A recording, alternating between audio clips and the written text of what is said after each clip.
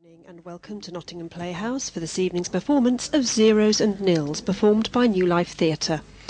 It has been directed by Nina Kleflin and translated by Vesna Ružička-Šejović. The performance will last approximately 1 hour and 15 minutes, and there is no interval. It will be performed in Croatian. A continuous audio description, which will incorporate a translation into English, will be provided by Vocalize, and your describers are Willie Elliott and myself, Claire LeMay. For those of you who are experiencing audio description for the first time, please bear in mind that in order not to disturb the flow of dialogue, or in this case the translation, description of actions is often given slightly before or after the event actually occurs.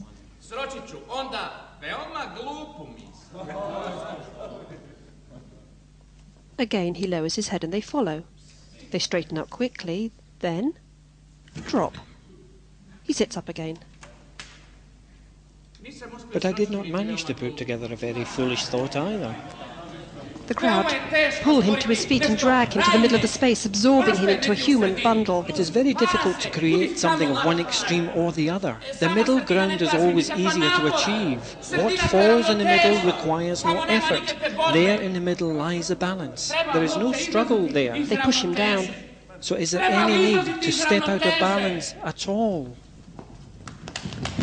The group press themselves together in a bunch and shuffle round in tight formation, stopping to face us. As Anita begins a story, members of the group take on various roles and provide the sound effects. The cock barely crowed when Timofey jumped out of the little window onto the roof. Micho jumps away from the group. And frightened all those walking in the street. He flaps his arms wildly. Hariton the peasant stopped for a moment, picked up a stone and threw it at Timofey. Mario mimes throwing a stone at Timofey. Timofey then vanished into thin air. Look how quick he is, screamed the human herd. And a man called Zubov ran like mad and hit his head against the wall full speed. Shouted a female with a swollen tooth, but Komarov slapped the woman. And she ran off into the passage, wailing. Once again the group shuffle round in tight formation. Zeko pushes to the front. Fetulushin was passing them by, sneering. Komarov then approached them and said, "What's the matter with you, nutter?" And he hit Fetulushin in the stomach. Fetulushin leaned against the wall and his hiccups began. 6 members of the group arrange themselves as passengers on a tram, 3 standing side on and 3 crouching by their sides, all facing to the right.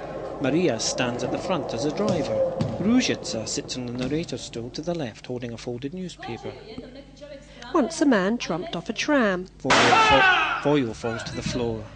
But in such a clumsy manner that he ended up under the car wheels.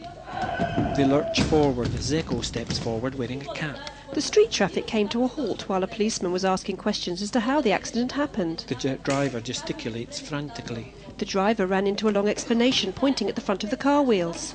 The policeman checked the wheels and took the name of the street down in his notebook. A rather large crowd gathered round. A citizen with expressionless eyes kept falling off a curbstone. Micho steps down from a box.